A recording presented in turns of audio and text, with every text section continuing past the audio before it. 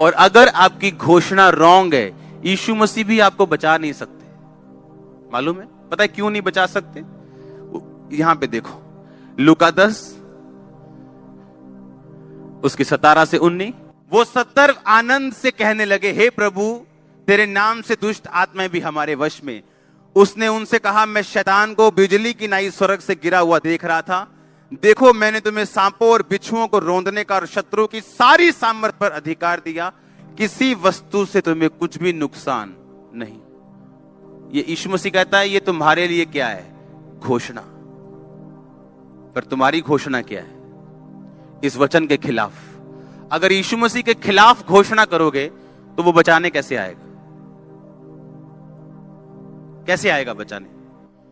आप यीशु मसीह को कहते हैं, नहीं, जो तू कह रहा है मुझे यकीन नहीं है, मुझे अपनी फीलिंग पे यकीन है कि जो मैं फील कर रही हूं। और अगर फील करोगे तो शैतान आपको धोखा देगा, क्योंकि आदम हवा भी फीलिंग से धोखा खाए थे। एक गिनती का वचन हम पढ़ेंगे अभी, निश्चय, गिनती 23 की 23। कोई मंत्र याकूब पर नहीं चल सकता, इज़राइल पर कोई भावी कहना अर्थ नहीं रखता। याकूब और इज़राइल के विषय यह कहा जाएगा, ईश्वर ने क्या ही विचित्र काम किया है। कोई मंत्र याकूब पर नहीं चल सकता। यह किसकी आवाज है? परमेश्वर की। अगर कोई दुष्ट आत्मा से घिरा हुआ है, वो रात को सोने से पहले बोलेगा, कोई मंत्र याकूब पर नहीं चल सकता। आपको मालूम याकूब कौन है? आप याकूब हो, क्योंकि याकूब अब्राहम की संतान है। आप कौन हो? अब्राहम की संतान। क्यों? क्योंकि यीशु मसीह अब्राहम के कुल से पैदा हुए, ताकि आप भी अब्राहम के कुल के साथ जुड़ के आशीष ले सके। पर आज अगर मैं अभी खड़ा कर दूं कि चलो आओ दुष्ट आत्माओं के लिए प्रार्थना करेंगे, क्रिश्चियन लोग खड़े हो जाएंगे। पता है क्यों? वो धोखे में है। पढ़ेंगे इसको। कोई मंत्र याकूब पर नहीं चल सकता। नहीं चल सकता मतलब ये एक 100% वायदा है खुदा का कि ये काम तेरी लाइफ पर नहीं हो सकता, हो ही नहीं सकता। अगर कोई दुष्ट आत्मा से ग्रसित है, यीशु मसीह को मानने के बाद भी वो रात को सोने से पहले बोलेगा, कोई मंत्र याकूब पर नहीं चल सकता, कोई मंत्र मुझ पे नहीं चल सकता। देखो दुष्ट आत्मा मेरे वश में, किसी चीज से मुझे नुकसान नहीं होगा। वो रोज बोल के सोएगा, मेरी मैरिज लाइफ पे इसका नुकसान नहीं होगा, मेरे शरीर पर इसका नुकसान नहीं होगा। अगर सिर दर्द कर रहे हैं, मेरे सिर पे इसका कोई नुकसान नहीं होगा। शैतान सिर दर्द को बढ़ा दे चाहे, पर वो 2-4 दिन बढ़ा सकता है, उसके बाद उसे जाना पड़ेगा। लेकिन हमारी घोषणा क्या है? आप जानते हैं कुछ लोग अच्छे होने के बावजूद बिजनेस में कभी कामयाब नहीं हुए। अगर उनका बिजनेस सही भी चल रहा हो, पूछो कैसे चल रहा है, ठीक है यार, इन्ना वधिया निका, ताकि कोई पैसे ना मांग लवे, मम्मी उधार ना मांग लवे, क्या ही ना दे काका चीज लाया। इस चक्कर में अपने मुंह से गलत घोषणा करते, और जब घोषणा गलत हो जाएगी तो आप अपनी घोषणाओं के फल हो। गलत करोगे गलत रिजल्ट, सही करोगे सही रिजल्ट।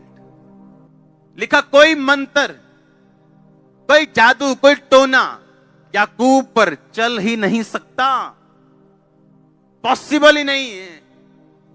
देखो कहता, कैसे देखो? कहता अपनी स्पिरिचुअल आई से। चाचा, चाचा का मतलब देखना, अपनी स्पिरिचुअल आईज से, अपने इनर मैन से, अंदर वाले बंदे से, अंदर वाली आत्मा से देखो, मैंने तुम्हें सांपों और बिच्छुओं को रोधने का अधिकार दिया।